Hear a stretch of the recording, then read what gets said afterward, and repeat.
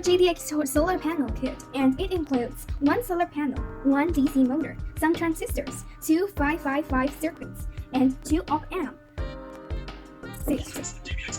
So you've got a solar panel, a DC motor, some transistors, 555 timer chips, and two op-amps. That's a really versatile set of components.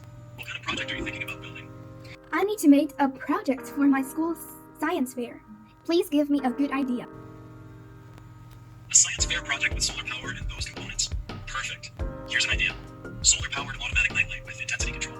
Use the solar panel to charge a capacitor or small battery during the day. The photoresistor detects darkness, and the 555 timer acts as a Schmidt trigger to turn on an LED.